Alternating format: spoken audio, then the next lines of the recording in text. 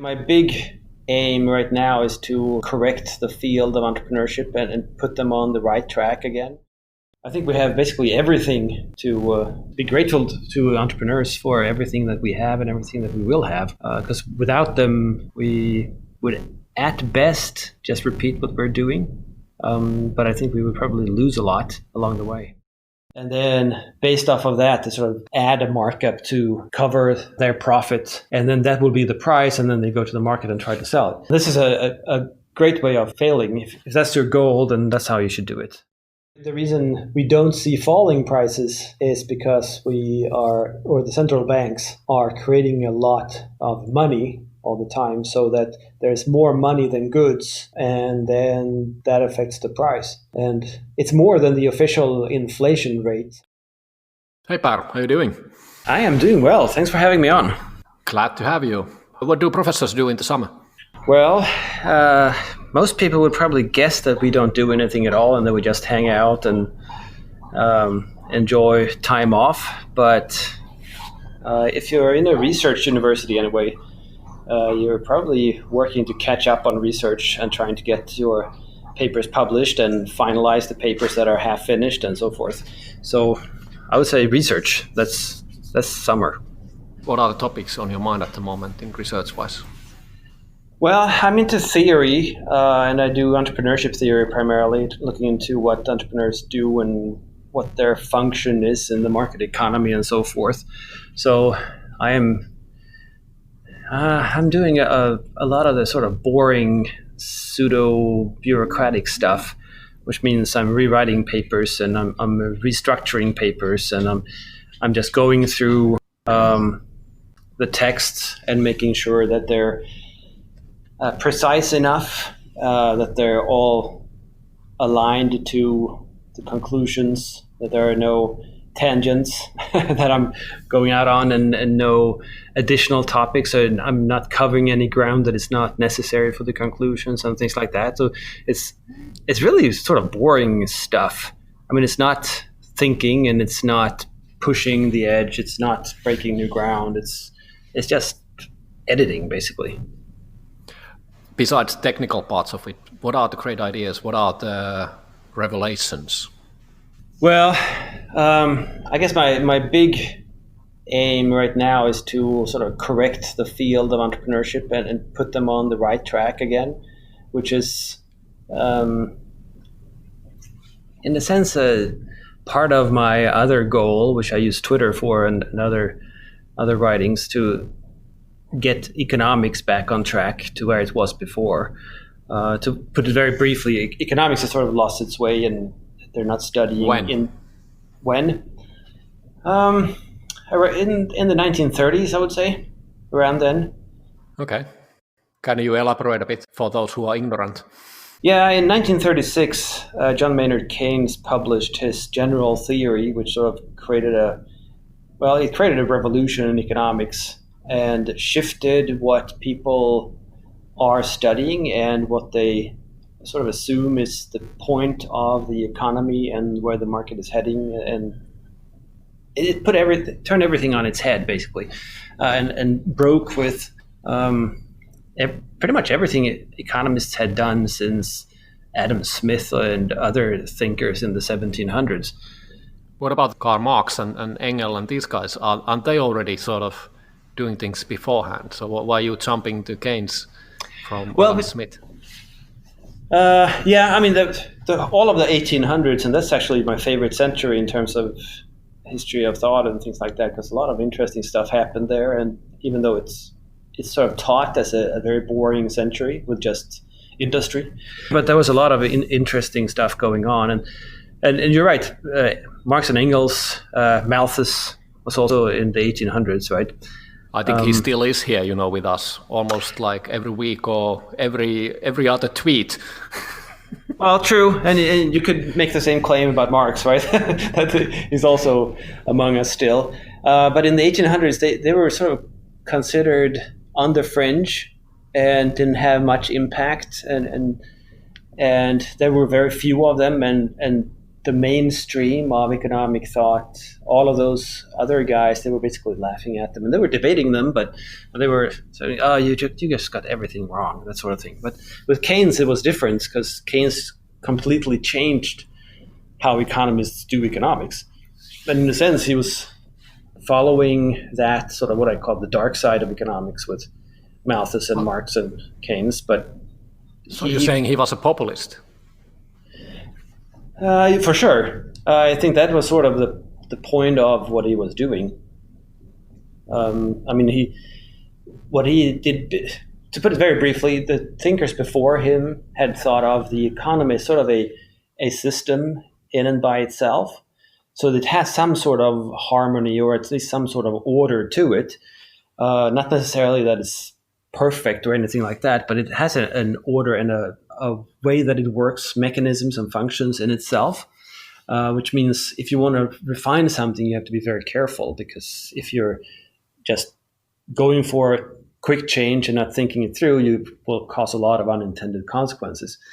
Politicians, of course, they always...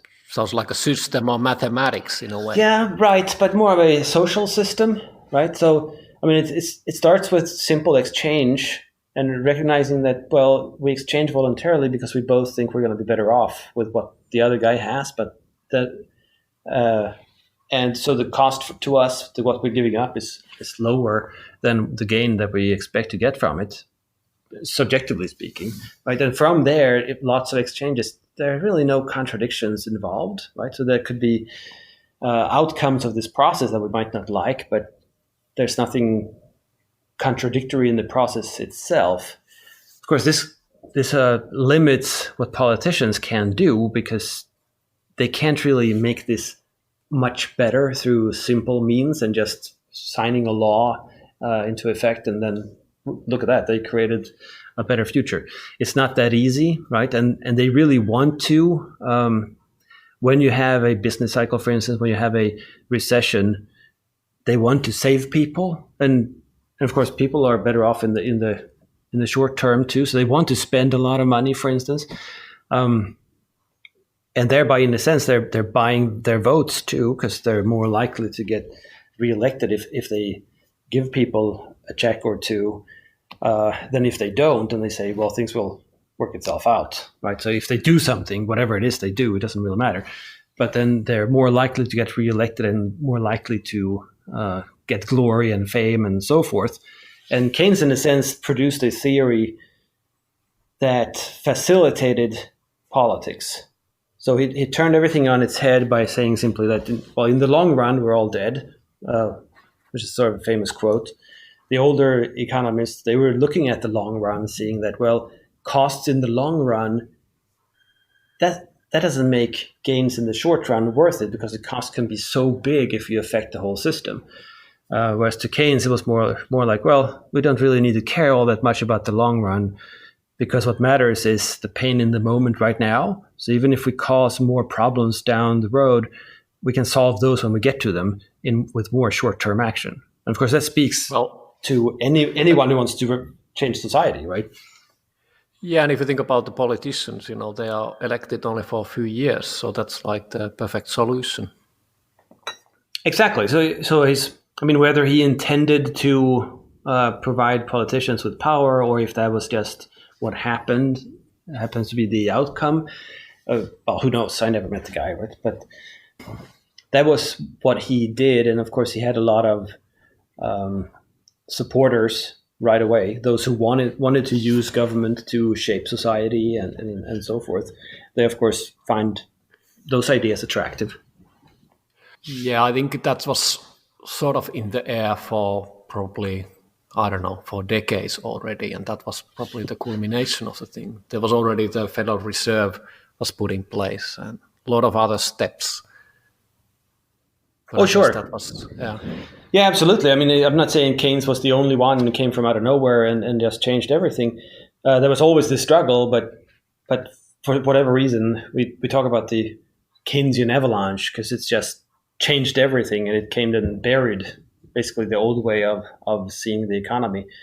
And something made his work a tipping point. And there was always the struggle between seeing the economy as sort of system in itself. And people back in the day, they even talked about the economic organism. Right, so that's how they saw it, as something that works. All the parts are part of a whole, and there are balances, and there's some kind of harmony and order to the whole thing by itself. And they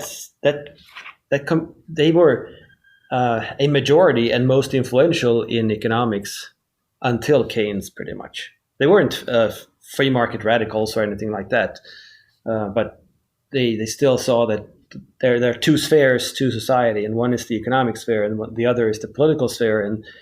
And if the political affects the economy too much, we're going to see a very bad results, detrimental results. So are you actually saying that future doesn't always mean that we're going forward? It's progress. So in a way, we've been going backwards since the 1930s in economics. Yes, absolutely. I mean,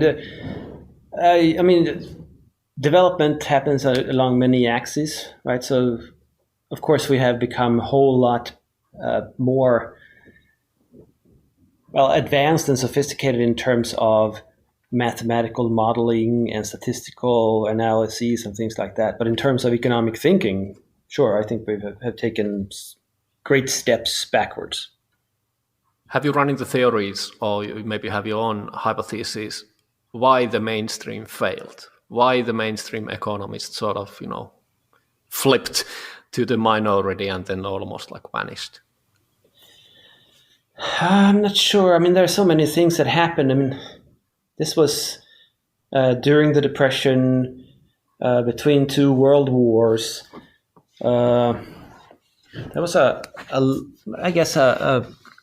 backlash against the enormous creation of wealth through industrialization following the Enlightenment. So there were so many things at once. I think it's a very interesting case because it completely changed how people perceive what they're studying over the course of just a decade or two. I'm reading a book now by Stephen Cates, who has done a lot of work on trying to interpret Keynes and figure out what Keynes was doing. And I mean, his focus is this shift, and his focus is on Say's law and different perceptions on what is Say's law. Well, that's part of the story that Steve Cates tells. That's one of the things where Keynes sort of produced a straw man that is close enough to what people believed so that they accepted it. But with the straw man, he was able to undo it and sort of ridicule it. So Say's law was actually never called Say's law until the 1900s. But it was the law of markets, where economists understood that production precedes consumption, and that demand is constituted by supply. So basically, in a market setting, I can demand, which means that I am willing and able to pay for a good and buy it at a certain price, because I have already supplied something to the economy. So I have purchasing power because I have already worked and earned a wage, or because I have already promised to work for someone else and was paid in advance or something like that. But I have to earn. So it's basically like the voluntary exchange we were talking about just a minute ago. Exactly. I provide you something and you provide me something. So we are actually contributing both, and that enables us to do something. Exactly. And in a market setting, it's very decentralized, right? So what I'm producing is probably stuff that I never ever use myself. But since I'm producing it, I earn an income that I then can use to buy stuff that others produce. So I can, even though I'm really selling entrepreneurship research and lectures, education, which I'm not much of a consumer of, not anymore anyway. That means I earn purchasing power so that I can buy food and a car and things like that other people are better at producing. But Keynes rephrased this into supply creates its own demand, which of course is a little bit silly, because if you think of the words, then simply producing something doesn't mean that people demand it. And any entrepreneur knows that this is ridiculous, right? That producing. Well, that actually sounds like a lot like a Marxist, labor theory of value. You just, do work and it has value. Yeah, it wouldn't surprise me if there is some connection there too. And I mean, it's easy to make fun of that statement. Supply creates its own demand because it's so ridiculous. But it's close enough to you have to supply in order to demand.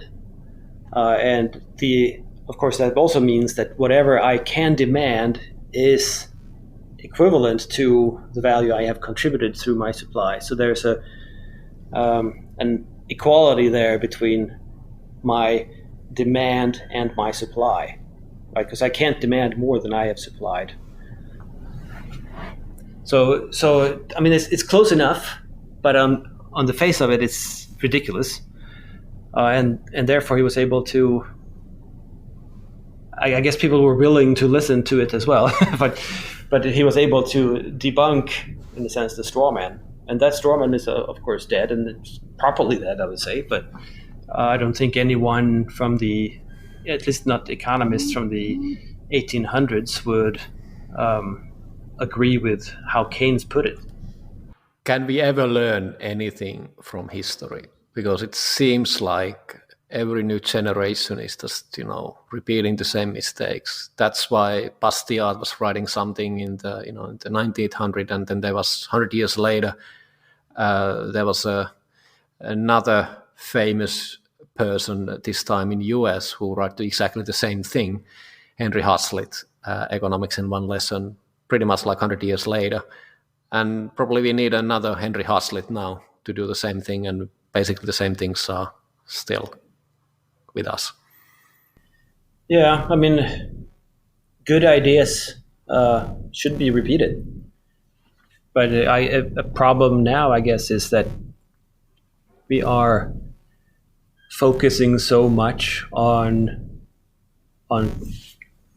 quick contributions, being fast and just adding to it, that we don't even take time to study the past. And I mean, that's part of the problem I have with economics of today, is that they don't really consider anything worthwhile to read that is older than 10 years.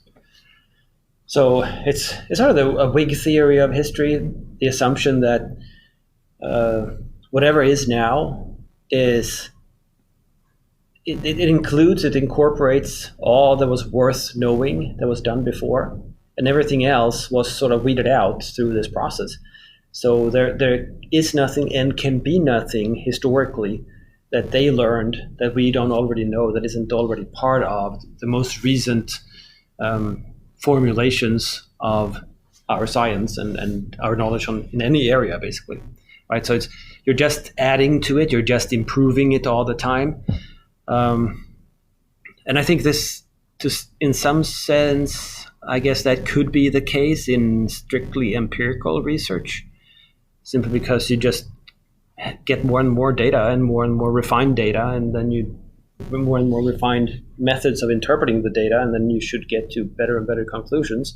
I mean, on sort of a superficial level, that would work, but that doesn't work at all in the social sciences, where everything is about human beings acting and perceiving things and how they actually value things, where they are, and dependent on their culture and their values and what they feel at the moment and things like that. So you can't just collect data and think that that's going to hold forever, because it never does. What is the value of entrepreneurs in the society? What are they contributing? Are they contributing anything?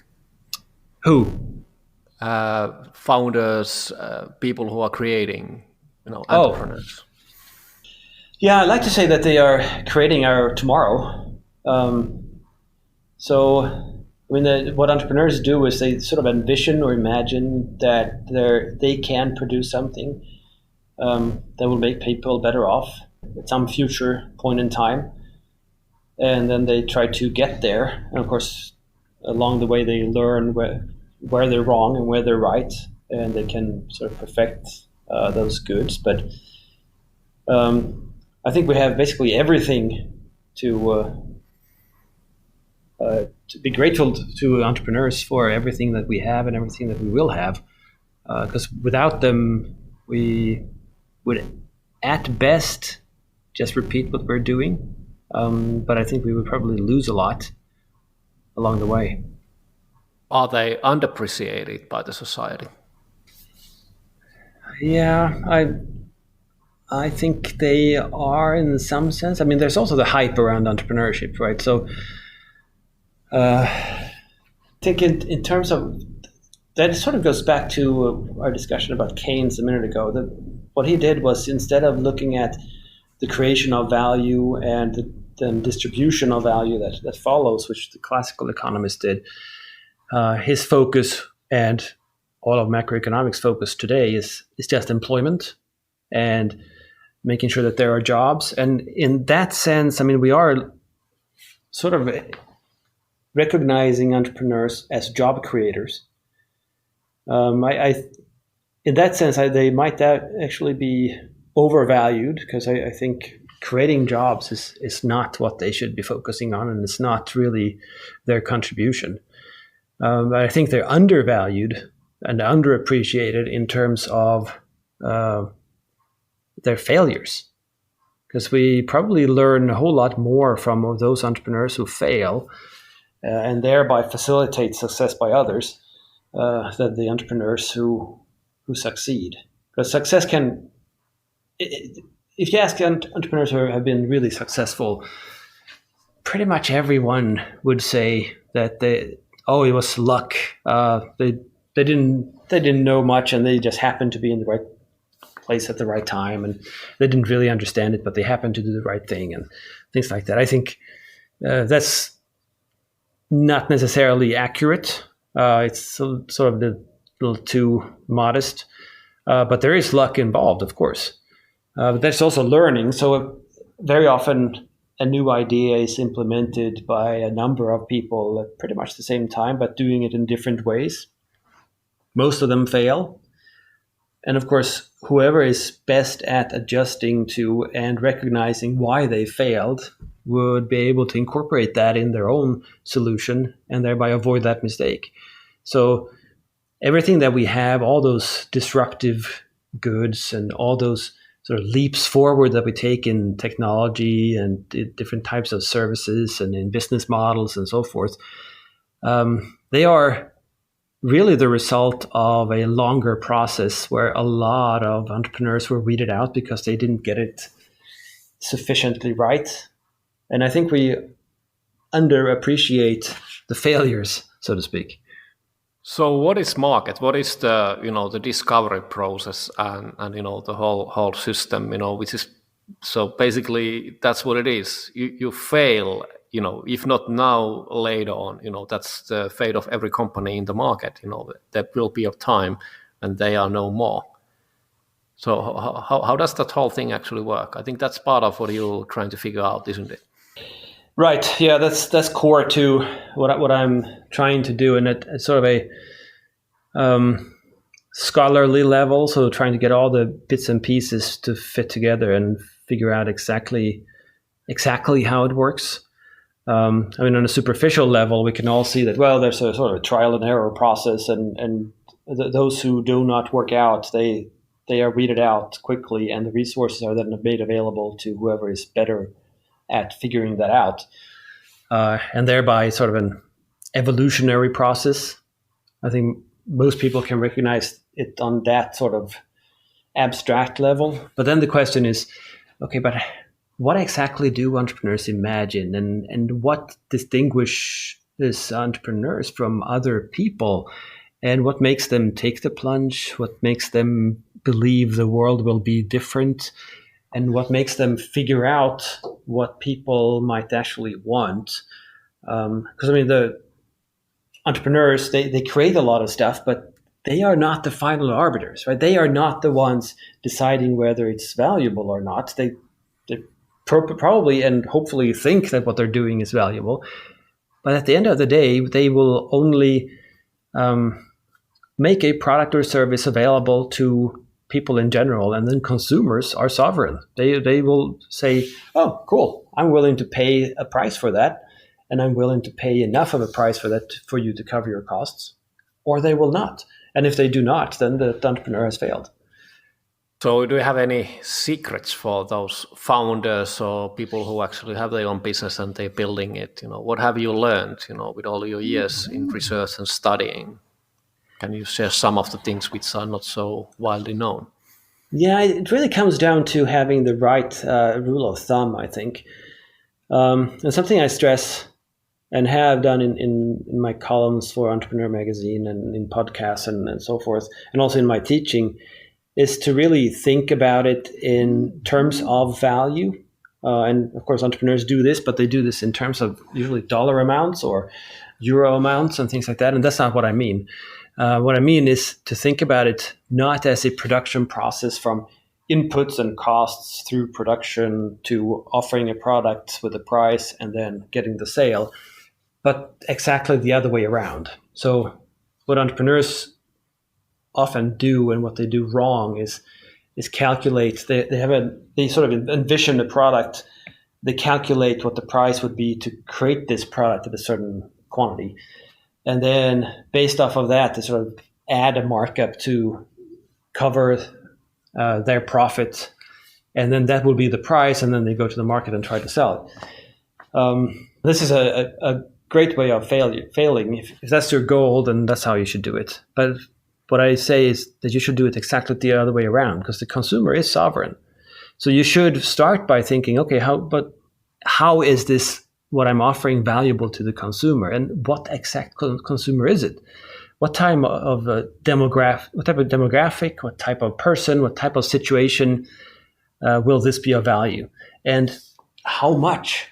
So what type of price can you charge for this product so that this customer segment thinks that that's a pretty good deal. I'm going to buy this thing because I'm going to get so much more out of it than the dollars or euros that I spend on it.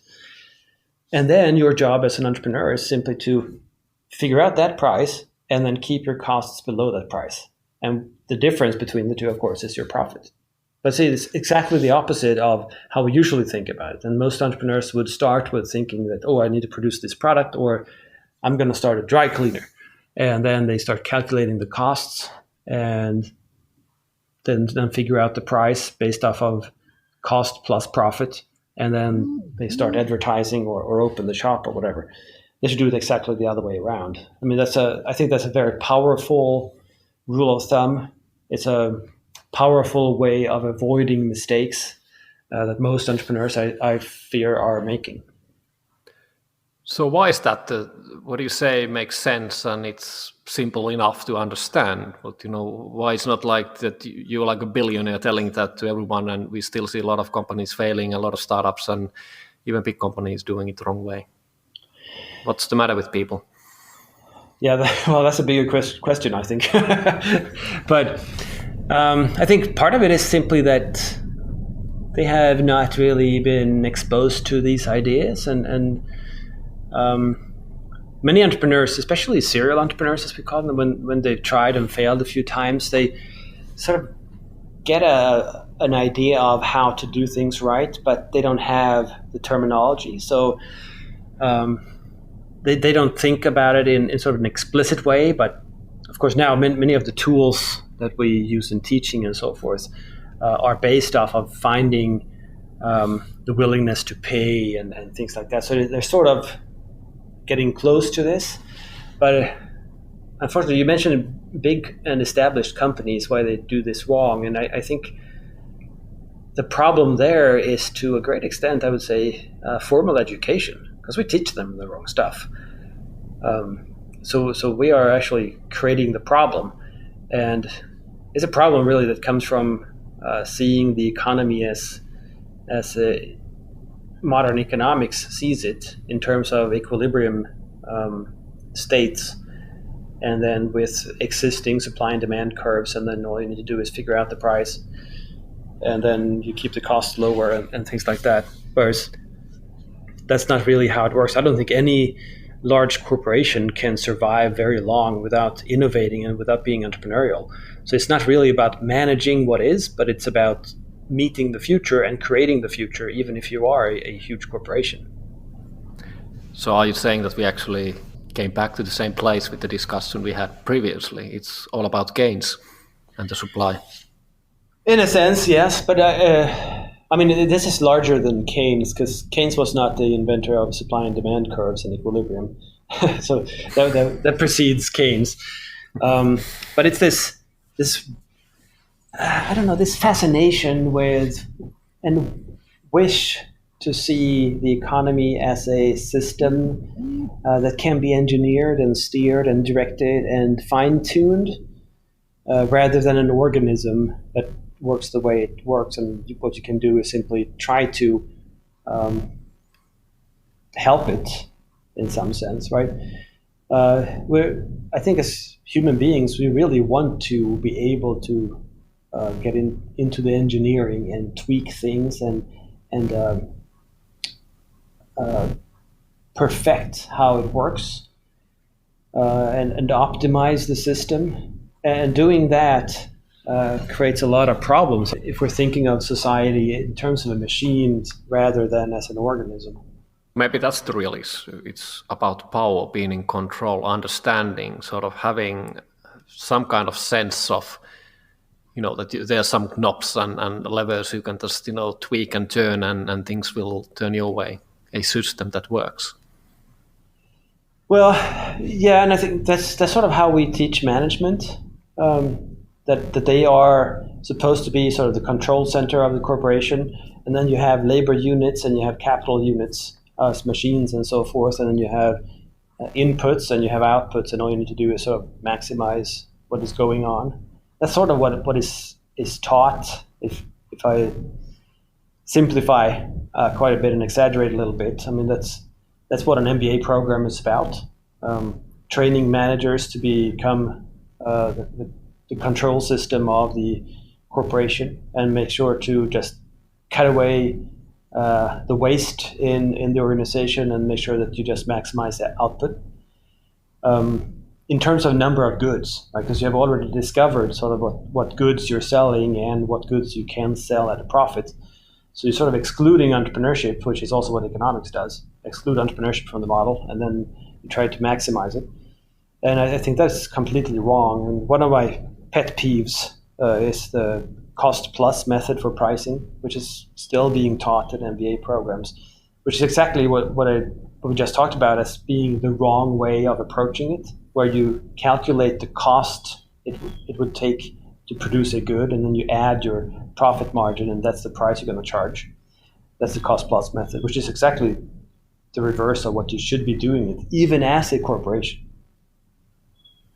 You mentioned the regular way of teaching and also conducting business. It just put me thinking about the Taylorism and, the 1900, that sort of industrial revolution where you were just, figuring things out and pushing out T-Fords, that era of, production and running society. So maybe we need a revolution in the education as well. Well, yeah, probably. And you're right. I mean, that's Taylorism or scientific management, where they basically just wrote down how much time does it take to stretch out your arm and how much time does it take to squat and lift this thing up, and then they just calculated how many squats should a worker be able to do in 10 hours. And then they organized the business around those calculations. And if you didn't reach those goals, you were not a good worker, so you should get lost, basically. And I don't think that management, the way we teach it today, is very far from it. At least not in the fundamentals. There's a lot more knowledge, of course. There's a lot more psychology involved. There's a lot more of seeing people and fitting skill sets and attitudes. And so there's a whole lot more that we've learned about it. But it really boils down to this, the knobs and levers and things like that, where you try to just maximize output in terms of the physical goods produced. And that, as an Austrian economist, that bothers me quite a bit, because the economy is not about physical stuff. It's not about producing goods, it's producing the value that goods provide to people. So any business should not really be maximizing the number of iPhones, but they should make sure to produce the most valuable type of iPhone that they can find. Because that's how you satisfy consumers. That's also how you can charge the higher price, and that's how you can make the most out of those scarce resources that we have as a society. So it is about maximization, but it's about value maximization and not the engineering type.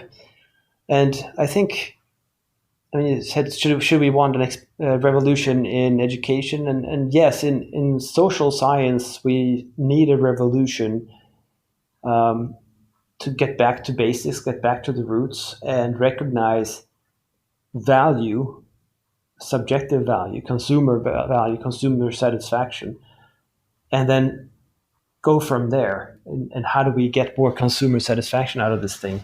And recognize people as humans and not people as simply nuts and bolts and suppliers of labor and suppliers of money or whatnot else. Is that why you tweet? One tweet at a time, you're gonna make the world a better place and educate the masses. Well, I hope that is the effect it has. I'm not sure Twitter is the right means for that, but that is how I use Twitter. So, I mean, I'm sort of dedicating my account to commentary that aims at spelling economic illiteracy, because I think there's a fundamental economic illiteracy. People in general have it, but I don't think you can blame people in general all that much, because if you don't have the interest and you don't have the education, and you've never sought to really understand something, then you can't really blame them for not understanding it. But the problem is also that those who have education and have attempted to understand it, they're using the wrong tools, and they're going about it the very wrong way. So in that sense, Twitter is doing exactly the same thing as I'm doing in my research and my teaching. It's just aimed at a different audience, you could say. What is the one idea you found that it really takes off in the Twitter, or you remember maybe something from the past years? Just like, wow, I probably did something here. Well, it's funny because it's actually those fundamental theoretical assumptions that seem to take off. And I mean, before I started tweeting, Twitter, I understood it as this really fast-paced, short commentary. And I mean, back then it was 140 characters. And, when did you start? Well, I signed up very early, but I didn't do anything with it because I couldn't figure out why I would just basically spew out my emotions, because that's the only thing you could do in 140 characters. You could tell someone that they were stupid or I love you, but that's basically what you can do. And it was not really a platform for discussion. But then after meddling with it a little bit and well, probably years, but figuring stuff out, I noticed that I think it was Mark Andreessen who started, the founder of Netscape, the browser, and he's a venture capitalist now in Silicon Valley and everything. Right, exactly. I think he coined and started the tweet storm concept, where you write basically, it's an argument or narrative or information in several tweets following each other. So I started doing that too, and those seem to be taking off. So when it's a great way of teaching you humility, I guess, because when I tweet something that I think is super clever and fits in one tweet, that usually does not take off at all. But then I write down what I know about value or pricing, just like we talked about, how you should go about pricing something. And it turns out to a tweet storm of 25, 30 tweets. And it's really economic theory. So it's really dry, sort of boring. That usually takes off. So it's much easier, apparently, at least for me, to write a theoretical mini treatise on Twitter and have people react to it and retweet it and share it everywhere than it is for me to be clever about what I'm writing. So basically what you're saying is that if you have an idea, you should, previously you just write an article. I think that's what Mark Anderson did as well. He was doing posts. He had a blog before, and then he started to do the Twitter and tweet storms. So now you just basically chop the article in, sentences, and you just post them for the attention span of 5 seconds people, and there you go. I guess that is pretty much it. I think a major difference is that when I do it in the form of tweets, I write it differently than if I write a longer text, right? So I write a lot of columns and articles and things like that for different websites, and I've been doing that for a very long time. And when I write those, I think about them very differently when I'm writing them. It's something I noticed myself. But when I write something as a tweet, it's much more of an argument. It's intended to be much more punchy in some sense. It's more to the point, and I have to explain things in very few words. Whereas in an essay or a blog post, I can take a full paragraph, but I don't get a full paragraph on Twitter. So I've been fortunate enough to be associated with the Mises Institute, and they have republished several of my tweet storms as articles. So they basically just take the tweets, they edit them a little bit, and they post them as an article on the website. And it's very interesting when I read those and those other articles that I've written as articles for the same website, and I see them basically side by side, how different they are in tone and how I'm expressing things. So it's obvious that I'm doing something different, but I have no clue what I'm doing different. Are you also are you sort of developing your ideas and finding new things, and is it helping in your work? Absolutely, yeah. Otherwise, I probably wouldn't be able to continue doing this. But that's really how I use writing in general. That's how I use teaching in the classroom. People would probably assume that as a professor of entrepreneurship with a PhD and all this stuff, you would enter the classroom and you would talk to students, and they would sort of open their brains for this information that I throw at them, and they would learn it and regurgitate on an exam, and that's it. That's education. But I use it. I teach more as a sort of discussion format. And of course, it's about teaching them what I know that they do not yet, because otherwise, what's the point of education? But it's also, I learn a lot about how they respond to certain ideas and how I express them, and how they understand certain expressions based off of their own unique background and everything like that. Right? So in Twitter, it's exactly the same way that I get a lot of pushback from both people who follow me and agree, and people who are simply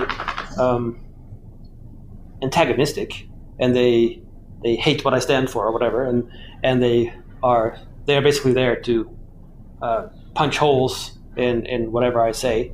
Some of them, they're just nasty people, and they just want to tell me I'm a dick. But others, when they actually address the ideas, I try to discuss with them and push back a little bit and explain what I meant and ask what they meant and everything. And those new perspectives are super important to understanding what you yourself think that you already know. So I'm learning a lot through tweeting these things and teaching them as well. So who are the people we should follow, who are talking about entrepreneurship and probably maybe economics and these important things? Who we should follow on Twitter? No. Yeah, that's a good question. I mean, most people don't really use Twitter for that purpose. And I think you can really learn something from anyone who is expressing ideas, trying new takes, and is open for different perspectives and so on. I mean, I follow a lot of Austrian economists who comment on articles and comment on other people's comments and so forth. And I think that is very interesting. And I learn a lot about the Austrian takes on things. Can you actually briefly explain what is this Austrian thing, and can you name a few people you're following as well? Sure. Yeah. Yeah, of course. So Austrian economics is one of the marginalized schools of thought in economics. So when we enter a classroom and learn economics, that's the mainstream view. It used to be the case that economics had several different schools of thought with different approaches and a little bit different theories and so forth. Economics is not like that anymore. But if you study sociology, they will throw a dozen different schools of thought at you with different theories and different explanations for social phenomena. So economics is sort of attempted to optimize, I suppose, maximize by getting rid of different ideas, because it's waste. So Austrian economics is one of the three main schools of thought after the 1870s. And the 1870s was a very important decade in economics, because that's sort of the turn from classical economics, from Adam Smith through Ricardo, and you mentioned Marx before, and then in the 1870s was the marginalist revolution, where this new idea that things are valued on the margin. So it's not a matter of how many eggs are bought and for how much money in total, but how much an egg is worth to you. And of course, the first one is worth more than the second one, and so forth. The more eggs you have, the lesser the value of losing one. And by analyzing everything on the margin, that opened up a lot of new types of questions that could be answered, and types of, you could answer questions that had been asked before that it couldn't find answers to. So Austrian economics was one of the three. It started at the University of Vienna through a book by Karl Menger, who was a professor at the University of Vienna, which was basically the Harvard back then. He wrote Principles of Economics, starting with subjective value and talking about how we value things subjectively on the margin. And then it's been a tradition since. It's been a school of thought that has made a lot of noise, I guess, started and was very active in many of the big debates in terms of economic ideas. So there's a big debate on socialism for 30 years in economics, from 1920 to basically the end of World War II. There was a big debate on what is capital and how important is it, what are the implications. There was a big debate with Keynes on employment and business cycles. And all of these debates, the Austrians were on one side and some others were on the other side. So it's sort of been a more or less dead school since economics became sort of this one school, and everything else is marginalized. So there are still Marxists around, but other than Marxists and Austrians, there are really no marginalized schools.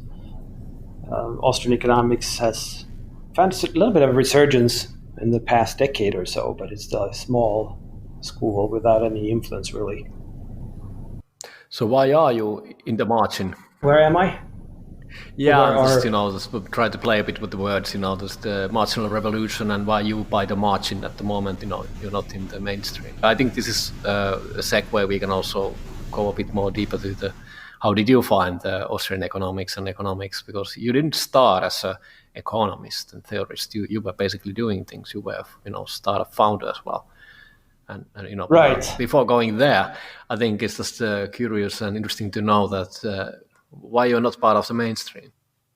Right, and I think the main reason why Austrian economics is not part of the mainstream is that Austrian economics used a completely different method, and Austrian economics does not think that math and statistical analysis is of any kind of worth in terms of producing theory. So it really goes back to philosophy of science in the past 100 years or so.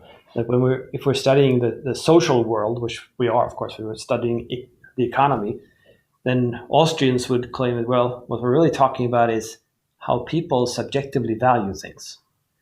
And people's subjective value that could have whatever psychological rationales or origins, but how they act is explained on how they see things, which is sort of an obvious point. But it also means that if they value things differently suddenly, if they shift their valuations for whatever reason, their actions will change as well. So it's behavioral in a very fundamental sense.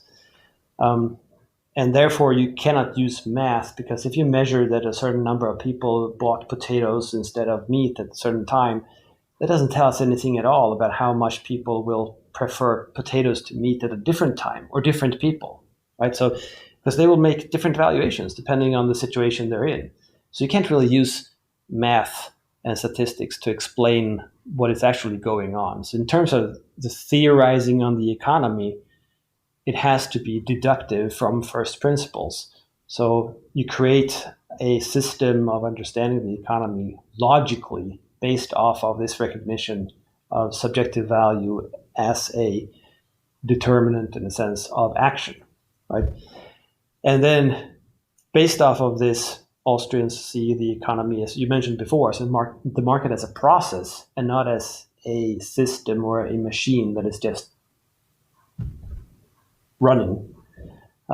It's a process that is evolving over time, and there are more discoveries, and it pivots too. It suddenly goes in different directions, and no one could really have foreseen this, but entrepreneurs are creating it consistently.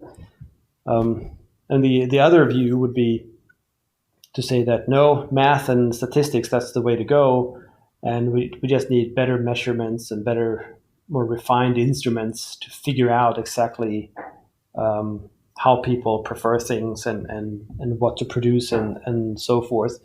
And that's what mainstream economics has sort of done. That's also why they have excluded the entrepreneur from their theories.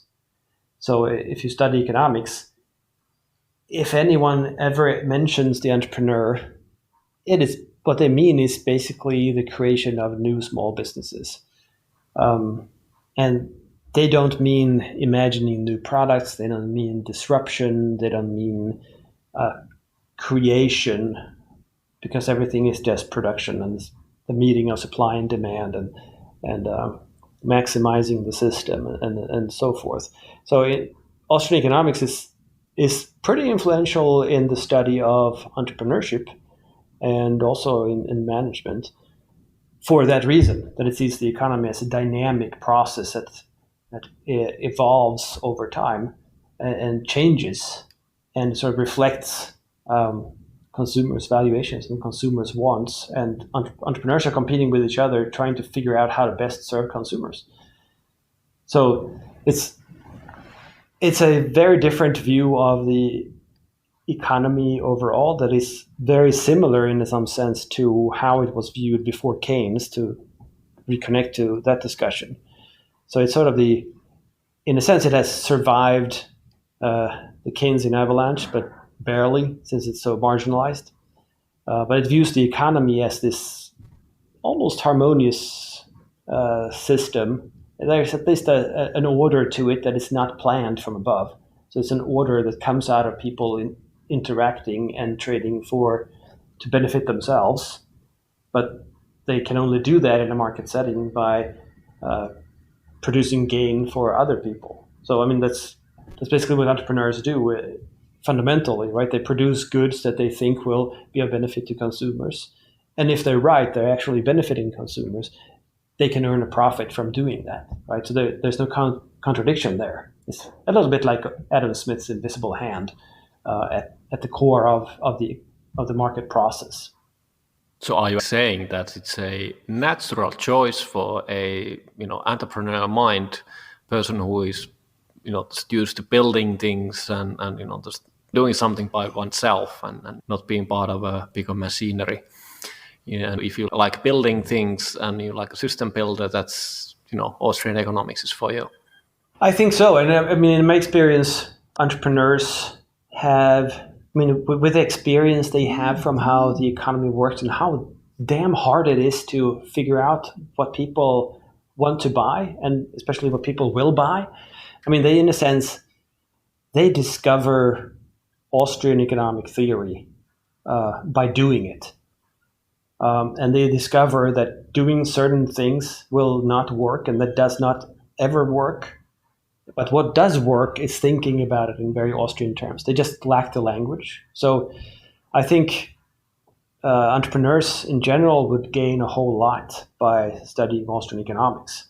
And I'm actually involved in a project, Economics for Business, trying to do exactly this, trying to sort of, in a sense, translate Austrian economic theory to something that anyone can understand and that speaks to entrepreneurs, provides them with a little more terminology and at least puts words to things that they know tacitly, that they haven't been able to express in clear terms, but that we actually do know, but that they have not come across. So I think there's a lot of that can be gained from practical entrepreneurs and theoretical Austrians, in a sense, getting together and becoming friends. So they're like practical economists. Right, in a sense, that's exactly it. And I mean, it goes back to Austrian roots, in a sense, because Karl Menger was really a journalist writing on about the economy. So he was writing about finances, he was writing about any economic phenomena and so forth. And that's how he sort of figured out how things actually worked. And from there, he started addressing or producing a theoretical framework for how to understand the whole economy based off of that understanding. So, I mean, it sort of comes from practice, even though its formal theorizing is not empirically driven, if you see what I mean. I mean, it's not running databases with empirical data like mainstream economists are doing, but it's understanding what are the actual motivations of people in the economy, and then from there deriving truths about the structure in the economy. So getting back to the other part of the question, how did you, young guy from Sweden playing with the Commodore 64, find yourself, in the US many decades later? Yeah, that's sort of a long story, and it's actually it's sort of sad in a sense that I was not all that interested in how things actually work. I didn't have a theoretical interest in the economy or anything like that, and I entered the realm of Austrian economics, as unfortunately most people do today. That is through politics, and especially through getting involved in, or at least getting exposed to some form of libertarian-leaning political activism. So that was it for me too. I was involved in a political party in Sweden where I had some kind of, knee-jerk conservative view, perhaps, something like that. But I was somewhat opposed to meddling too much with the economy and thinking that people should be able to earn their own living and start businesses and not be taxed to death, which was basically the case. We're talking the 70s and 80s in Sweden. So those are the heyday of Swedish welfare statism and taxation. So it was not hard to end up thinking that maybe businesses are being taxed too much. And then from there, I was exposed to all these libertarian or semi-libertarian arguments, and I thought they were nuts. But it's very logical. So if you accept parts of it, after a while, I mean, the ideas just grow on you. You can't really do anything about it. Because I think the human mind wants to see the world without contradictions, because there are no contradictions naturally. So if you adopt one view in one case and you adopt some other view in another case and they're contradictory, there's a cognitive dissonance there that is causing frictions in your thinking, I think.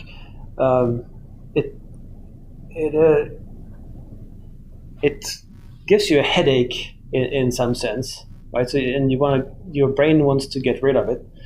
So you need to find a way of bridging the two ideas, or finding a principle where you can find a solution to both. And I mean, libertarian thought is based off of, it's similar to Austrian economic theory in the sense that there's one basic principle and then all other conclusions are sort of derived from that principle. It's just deductive thinking, really. But and then I was sort of a standard conservative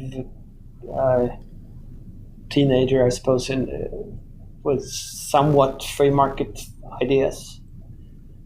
And then I happened to be exposed to more of those ideas. So in college, I left for Honolulu and study there for a whole year. Was that your first choice, to put the Swedish taxpayers' money in good use and just go surfing? In a sense, it was, right? So I was a very serious student. So I was studying at the International Business School in Jönköping, Sweden. And they took this international part very seriously, so they wanted all students to spend at least one semester abroad. And the Swedish welfare state, being very generous, offered funding for tuition and so forth, and even travel back and forth once a semester, and insurance, along with the... That was a really good deal. Yeah, and I mean, they paid you as well. They pay you to study in Sweden, right? So, and they pay you and they pay you the same amount when you study abroad, but it's adjusted for standard of living and stuff like that. So it was a really good deal, and I got the opportunity, and I applied immediately for a few universities in Australia, California, and Hawaii. So I wanted to get to the sun and the ocean, I suppose. And there was this private university in downtown Honolulu, Hawaii Pacific University, and they responded right away. As soon as I submitted my application, they sent me a FedEx package with information and things like that, and called me and whatnot else. So I applied and I left. And it was a great year, of course. And I signed up for 2 economics courses the first semester. And I was there late. I had no idea how the American higher ed system works, and that you're supposed to put together your own weekly schedule with lectures and things like that. Much like high school is in Sweden, but with the choice of which courses to take. And a lot of the courses were not available anymore because I was late. But I did find economics courses where I could take 2 courses by the same professor. So I figured that might be a good idea. So I signed up for those, and I had no idea who he was, of course. But he ended up pushing me over the edge, in a sense, in sort of free market thinking, and he even introduced me to Austrian ideas, even though I had no clue what those were. So he pushed me over the edge in terms of the economy, helping me see the economy as an organism, and seeing that there is an order to it and a harmony to it that we easily can wreck if we're not careful. Do you remember, was there sort of a fundamental moment, or some sort of turning point where that happened? That was like, okay, now it is.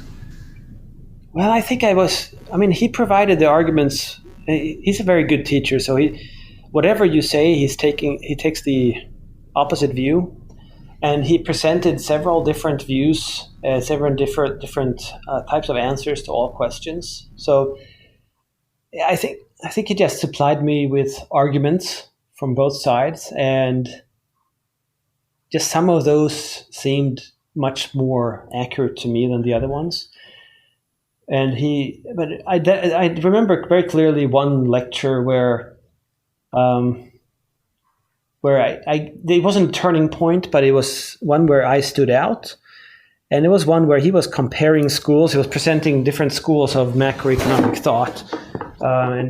And he put on the board, and I've learned now many years after, that he put Austrian monetarist, Keynesian, and Marxist schools up there, and then just some basic ideas that they stood for. And then he asked us, in the class there were many people from many different countries. So he asked where people thought their countries fit in terms of economic policy. Are they Austrian? Are they monetarist, Keynesian, or Marxist? And there were several other Swedes in the class. Because at this little university, there were over 400 Swedish students, which tells you a little bit about people's choices when someone else pays, right? Did you speak any English there? It's just basically like, just another campus of Swedes, Well, actually, I decided early on that I was not going to spend time with other Swedes because I was going to be learning from Americans and from others. So not speak Swedish was sort of a goal. I met some of them, but I didn't hang around with them. I didn't go to their parties and things like that. But funny thing is, I actually shared an apartment with two Finnish guys. Really? Yeah. So I ended up in a hotel room as soon as I got there that the university arranged for new international students. And they paired me with a guy from Helsinki.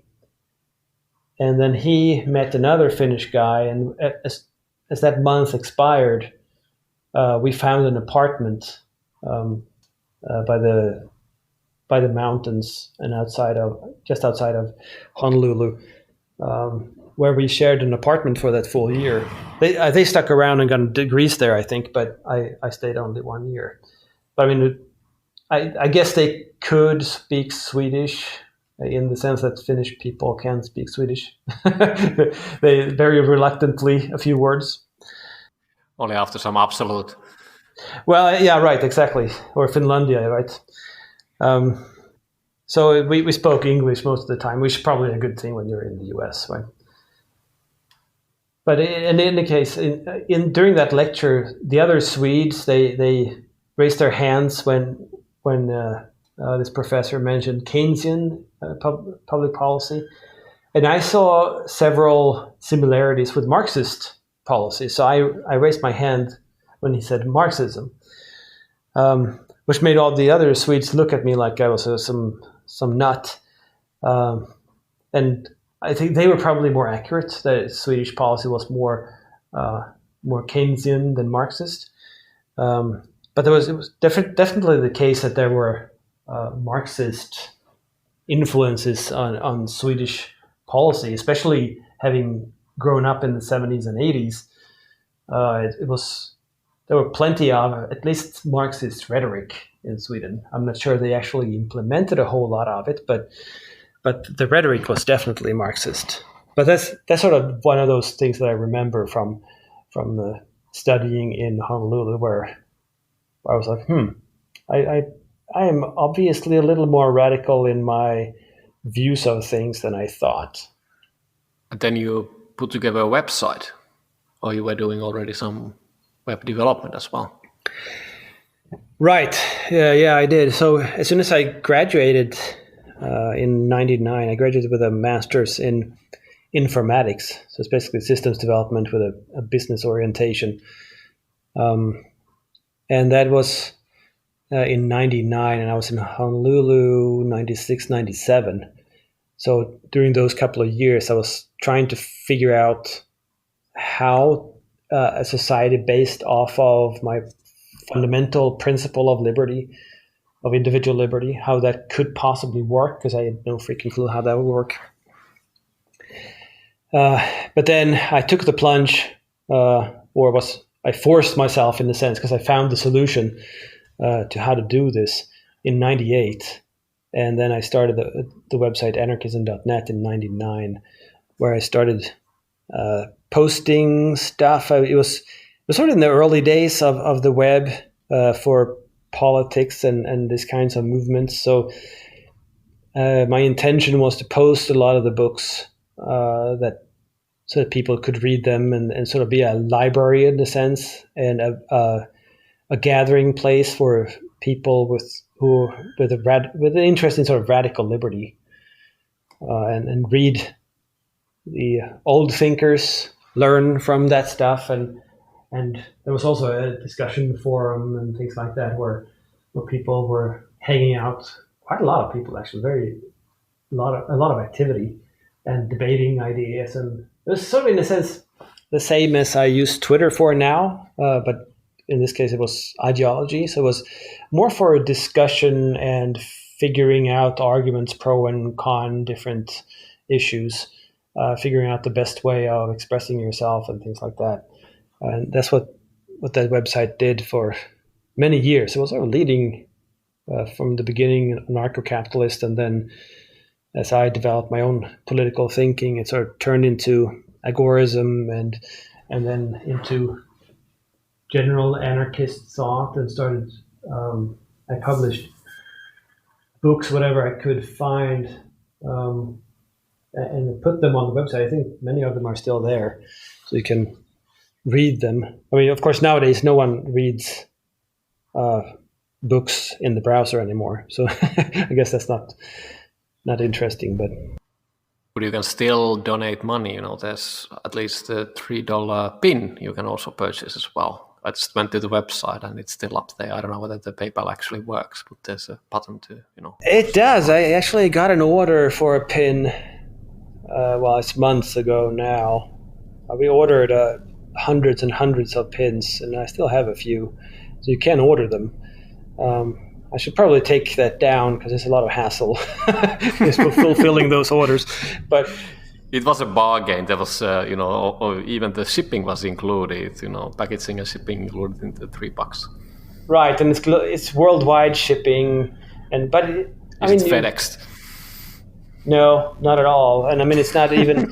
It's not enough money to even put it in a padded envelope. So I basically put it in a regular envelope and then put 2 sheets of paper around it with some tape, hoping that they will not, that the postal office will not destroy the pin while in delivery. Like I said, otherwise the pin would be a whole lot more. But I think we ordered those pins, must be almost 20 years ago. So I think they paid themselves off. Talking about the memory lane as well, you wrote a thesis called Micropayments on the Internet, Criteria for Micropayment Systems. Mm-hmm. You were saying that, cash and change, those funny things, metal things in your pocket, those are needed for the media, just basically just having micropayments for purchasing, articles and stuff. Has anything changed, in those 20 years? Surprisingly little, and you're talking about my master's thesis in informatics. And actually won a prize for best thesis in systems science or something like that year. And my co-author and I, we tried to figure out how would a system for micropayments on the internet work? What would be required for it to be both feasible, technologically speaking, and economically, so that people would actually adopt it and use it? Because that's back when everybody was talking about, in the future, everybody will pay per article when they enter websites for newspapers and things like that, and you would pay for just looking at a picture and things like that, right? So you would have to find a way to charge 1 penny or 2 pennies or something like that for each thing, and then volume would make it up and cover all your costs and things like that. But no one had figured out how to do it, and that's still the case. I mean, after that, PayPal has sort of come and gone, and now we have all these cryptocurrencies, and I guess they could work, but the only solution, I guess, is that people nowadays are not afraid to enter subscription services like they used to be, right? So the millennial and younger generations, they don't mind subscribing to stuff, whereas I was very reluctant to sign up for stuff like Spotify, for instance, because I wanted to own my music. So I would rather buy a CD and rip it and have the MP3s on my hard drive than pay a monthly fee and set up lists and things like that, because I would lose them as soon as I chose a different service, right? I didn't want to lock myself in. But now subscriptions have become so ubiquitous and so common that people sign up for paying a monthly fee for pretty much everything. So in that sense, micropayments are not as necessary. But I think we still need some kind of system for that. But it's amazing how we wrote and defended that in early 1999. And things have not really moved since then. I mean, technology is so much better, softwares are so much better, there's so much more commerce online, but it's not really, we don't have a micropayment system. And we're still struggling with the same issue. So what we have instead is watching movies and so forth online. You're either an Amazon Prime member or you subscribe to Netflix, and that's pretty much what you do, right? I don't think it's technology issue at all. I think there's a friction there. There's a few things, like we love Prime, Amazon Prime, because you don't pay per package, because you hate that. It's the same thing that you just prefer the purchase where there's a free delivery, even though it's within the price, but you just hate to pay for the package shipping. And another thing is that while you're subscribing for something, you pay it once and then you can forget that you're paying. But each and every click, each and every article you do, it's like you're bleeding every time. You're just like, do I need it? I'm paying for that. I think it's a mental, psychological cost involved, and that's higher than the sort of paying it once and forgetting, or once a month. Yeah, I think you're right. But there should be other ways of doing it. I mean, there have been some attempts where you sign up for one service and you pay money into basically an account, and then whatever you do, they just take a few cents and whatnot and send it to the service you're using. But there's still something. You're right. There's something holding you back from using this type of services. And of course, it's also a crowding out phenomenon, right? That you can't really charge per movie when there's so much already included in Prime. So why would you then buy single movies and watch them once when there's so much that you've already paid for, and then you get so much more, that sort of thing. Even though you can rent movies on Amazon, but that's a whole lot more expensive. It's not really micropayments. It's like $5 or $6, I think. Funnily enough, at exactly the same time, in the 2000s, early 2000s, late 90s, Steve Jobs was doing something. He was unbundling albums. So you could just buy, songs by 99 cents per piece. So you could just basically combine things. So he was just, from the sort of a bulk of having the full album type of subscription, or it's not really a subscription, but, sort of package deal. If you just wanted the hit song and not the rest. Right, and that makes sense, right? Because very often, why would you buy a whole album when there's only one good song on it? Very few albums have lots of good songs. But also basically like a micropayment. It's not exactly, but it's like still. Yeah, you're right. Why is everything getting so expensive? Yeah, that's a deeper question than most people might realize. It's also something that I did discuss quite a bit, this issue with inflation and deflation. And I think if you ask people, they would say that, of course, things get more expensive all the time. It's always been like that. Prices always rise. Has it? Always? Well, as far as we can remember as individuals, right? So you mean like last week? Well, yeah, you got a point there, I guess. But I mean, for decades anyway, and at least since 1971, it's been the case, and probably longer than that. 1914 or 13, or what was the? Yeah, around there too. That's also a cutoff point.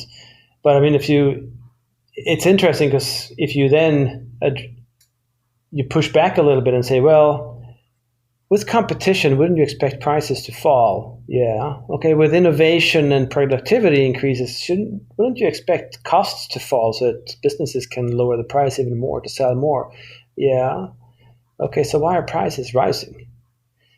And I mean, in understanding the economy as an Austrian would understand it, as an evolutionary process where you discover more and better ways to serve consumers and produce more value at lower cost, things should always fall in terms of price, right? So prices should always go down, much like they have in computers and so forth, where computers today are dirt cheap compared to computers a decade or two ago, and the computers now are so much better too. So why is that? Well, I mean, it's because there's a whole lot more money in the economy than before. So it's a way of implicitly, sort of secretly taxing people to print a whole lot more money. And I mean, print sort of figuratively, because we don't actually print bills a whole lot more anymore because everything is so digitalized now.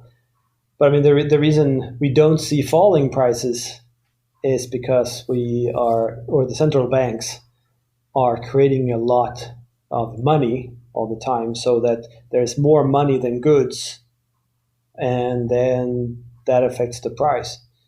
And it's more than the official inflation rate, and we can talk about how much they change how they measure inflation, but they're talking about the price level, that the same types of goods have a level of price, and if that level of price goes up, you have inflation. If that level of price goes down, you have deflation. The natural order of things would be deflation, because prices would fall, and the official inflation rate is how much it increases from that measured price level. Well, the real inflation in price would be between the new lower price that we would have gotten and the higher price that we actually got. So the difference between there, which is much higher than the official inflation rate, that difference is because we're pumping out new money. So who is benefiting? Why are we doing that? Well, why are we doing it? Well, simple answer is Keynesian economic thought. It's also... So the economists are cashing all the money. Is that what you're saying? Well, they're at least providing the theory to prop up that system. So who is banking the money? Well, many, but the banking sector and the government, for starters. So, I mean, the way it works, unfortunately, economic theory has adopted this view that money is neutral, so it doesn't really affect much things. It's basically just a numeraire when you're trading, but it has no effect on things. Austrians believe differently, and so did the classical economists before. So when you're creating new money, it enters the economy in a certain place. It's not the case that we all get 0.5% more cash overnight when they print more money. But it enters somewhere, and it enters typically through the banking sector. So one way it's done here in the US is that whenever you get a mortgage to buy a house, that's not money that the bank has, but you apply for the loan, and if they think that the house is worth enough and that you will be able to pay the interest rate and whatnot, they just hit a couple of buttons on their keyboard and they create the new money in the bank account of the seller of the house. So that is new money. And well, that is obviously entered somewhere, in this case in the seller's bank account. Well, that doesn't affect prices because that's just more money in his bank account. But that means that he is richer than he was before. And it doesn't really change a whole lot more, right? And in this case, you have someone buying the house who has a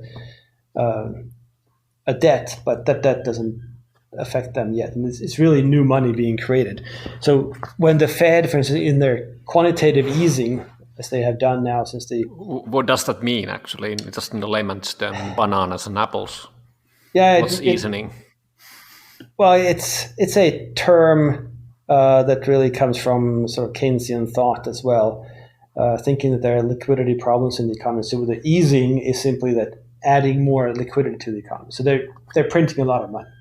So from the Great Recession, with this what they call quantitative easing, what they've done is simply add about, I think it's $60 billion a month to the economy, and this sounds like a great idea. I mean, had it been wealth, that would be fantastic, but it's not wealth. It's not stuff. It's not real. It's just money in bank accounts, right? So, and banks add this, and it falls into some people's hands, and they use them, and they're of course able to buy more stuff than others because they have a lot of this new money.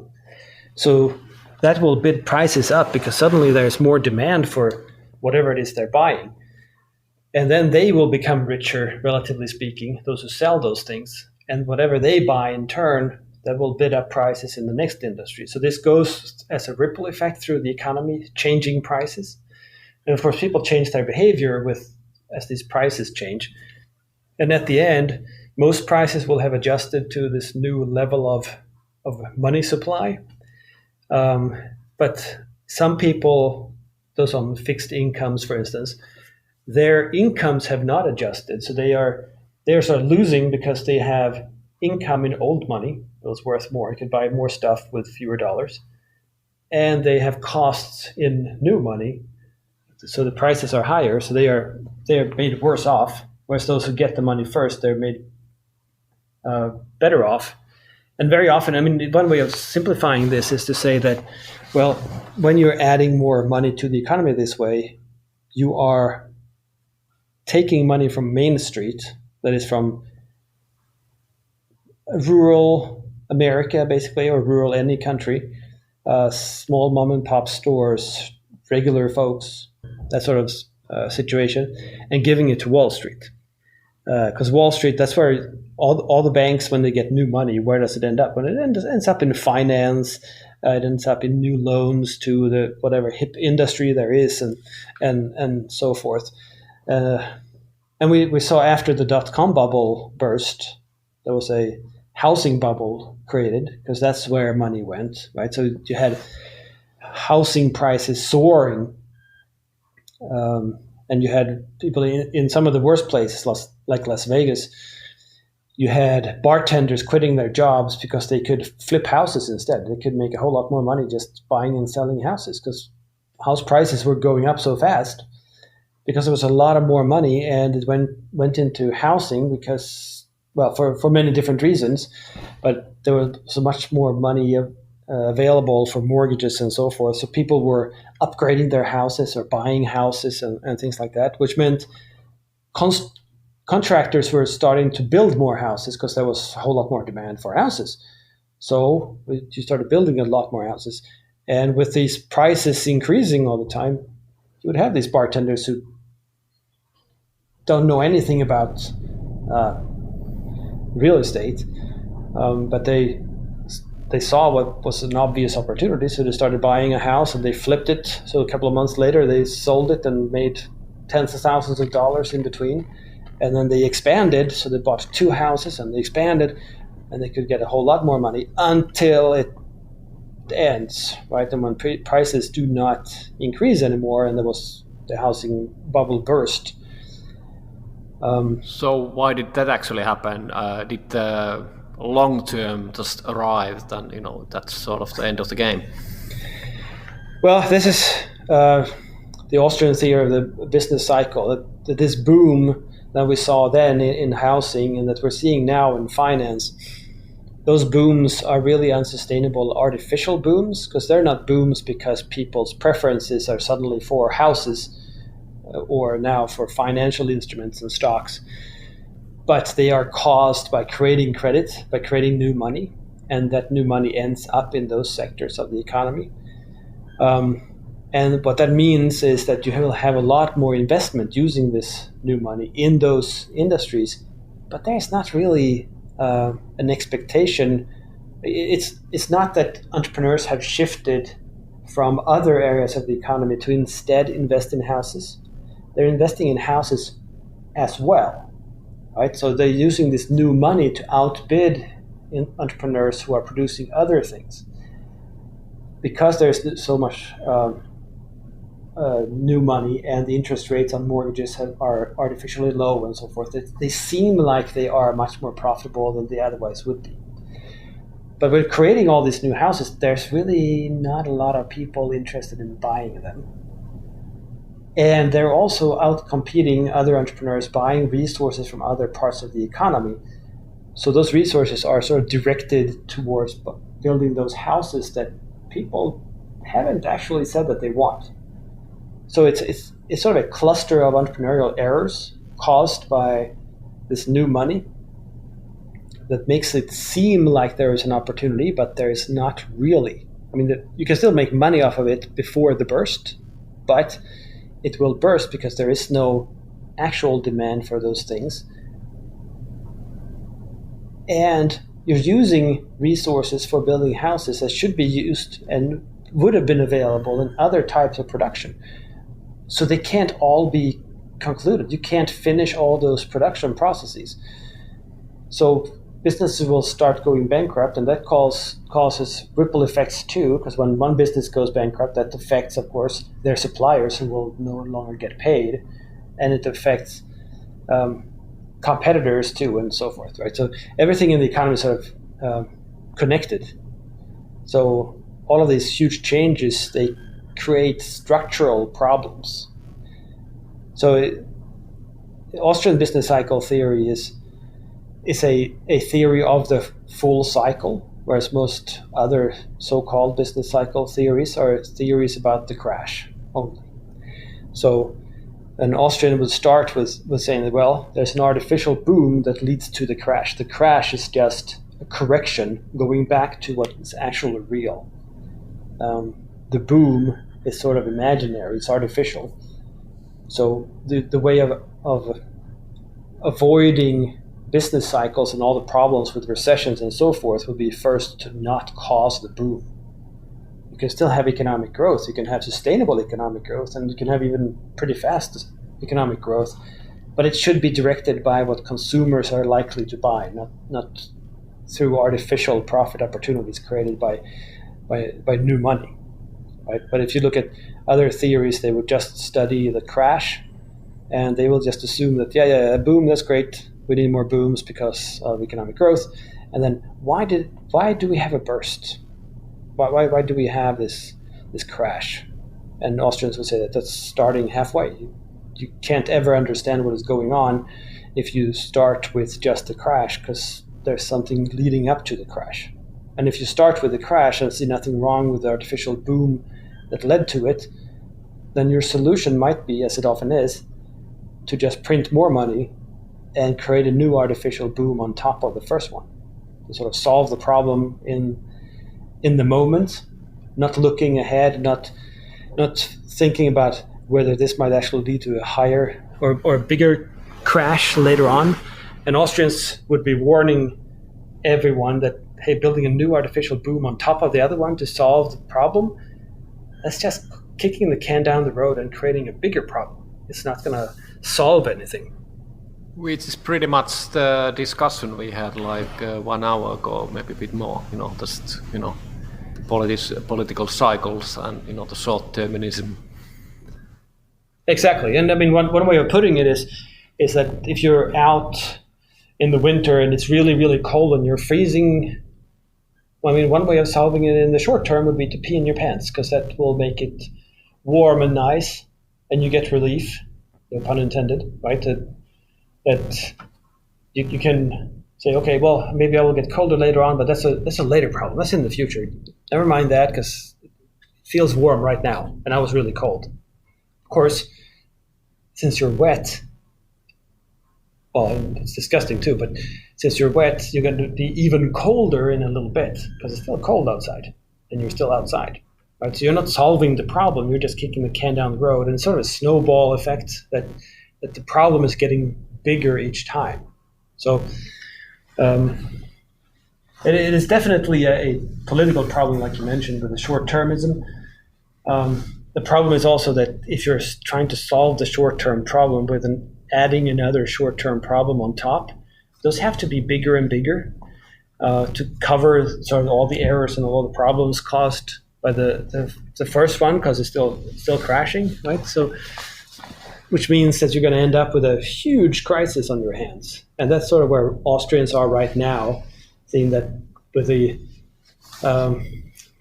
stock exchanges, the rally with the soaring indices and everything recently.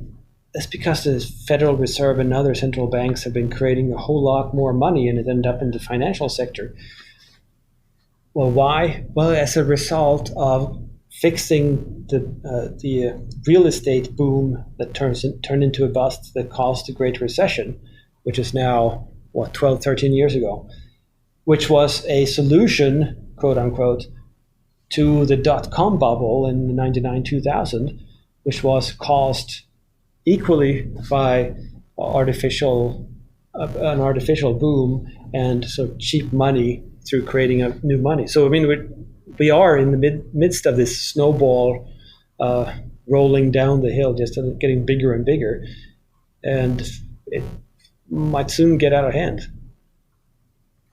Yeah, I hear the singing, by all the central banks in harmony. So, probably we are now in a global setting. Exactly, and I mean they're of course propping up each other too, right? So it used to be the case when we had the Great Depression, central banks were dealing in gold, and gold is actually real, right?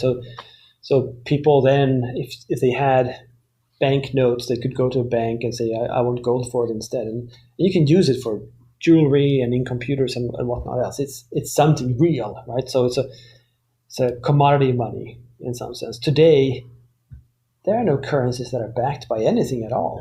And central banks, they have baskets of other currency to be able to control the exchange rate. But all currencies are simply backed by all currencies. And I mean, that in a sense, it's just a scam. In a sense, it comes close to the whole it's just a numeraire sort of thing, because it's not something real. It's just as long as we trust that money can buy stuff, we will use it to buy stuff and people will accept it. But as soon as people stop trusting it, it's going to be worth exactly what a piece of paper with a lot of ink on it is worth, which is almost nothing. That's a huge problem. So if we have a depression-like crisis again, I'm not sure I want to see what happens. Yeah, we could actually go very deep in this discussion, but I think this is probably a topic for another day. What is your favorite word? Well, yeah, that's a good question. I wonder if it could be something like think, maybe. The reason I said think is my most favorite is that my least favorite word is feel. And that's because it's over the past decade or so, it's become common to say when you're answering a question, you don't say it like you used to before, that I think that this is the answer. You say you feel like it's an answer. And I couldn't care less. I don't really give a damn what you feel. Because when I ask a question, I want the answer, right? Not your feeling. And I think that is a huge problem in our day and age, that people suddenly rely on emotions so much more than their mental capacity. And we're sort of turning our backs on the Enlightenment. And that scares me a lot, because with relying... I think that explains a lot as well. It's just like the gut feeling, Right, exactly. And I mean, going back, if we rely on emotions and feelings rather than thinking things through and facts and logic, we're going to get back to mystical beliefs, and why not witch burnings, and you have just knee-jerk reactions, and you have mobs and so forth. And I guess this is the time to remind that we're only halfway through 2020. Yeah, that's promising. I guess we march on with the questions and not just, dwell more to that point. What turns you on creatively, spiritually, or emotionally? I would say new thinking, new thoughts, new perspectives, new ways of seeing things. What turns you off? Knee-jerk reactions, perhaps. What is your favorite curse word? Yeah, I wonder if I actually have one. It's not one that I use. I don't know, maybe it could be bollocks or blimey or something like that, something very British. What sound or noise do you love? The splashing of waves. That's something I really like. That's very calming and soothing. And I grew up by the ocean, and I was sailing a lot with my family when I grew up. And I just love the ocean. So the splashing of waves is a fantastic sound. What sound or noise do you hate? I have no idea. I don't know. What profession other than your own would you like to attempt? That's also a good question. I'm not sure what I would. I know when I was a kid, I wanted to be an author, which I know is a little odd. Most young boys want to be something like police officer or firefighter or something. I wanted to be an author. But I'm still hoping to be one day. But aren't you already? Yeah, but it's not my main thing. I mean, yes, I have written books, and yes, I have 2 books under contract too, and I'm writing a lot of stuff. But I wanted to make that my main thing. So do only writing and writing what I want to write. Whereas publishing research it's writing, but it's going through a peer review process and everything like that. You have to rewrite everything according to other people's directions. Whereas I want to elaborate on my thinking and on my ideas, and doing that through books has been really rewarding. And I want to do that full time if possible. What profession would you not like to do? Bureaucrat. If you could be a co-founder of any startup in any era, which one would you choose? I don't know. I would choose something in the future for sure. Something exciting, but I don't really know what startups are going to be in the future. Any final words for the audience? Well, study Austrian Economics. Learn to think about the world. I think that's what I'm trying to do, trying to learn about the world and figure out how things work. Can you recommend some website or some place to start? Well, one place to start would be the Mises Institute, mises.org. That is actually the world's largest economics website, I think. They have the most materials posted and also the most traffic of all economics-oriented websites in the world. And practically everything on that site is for free. So they have articles and they have commentary, they have videos, they have podcasts, and they have books, and everything is on there. So that's a good place to start.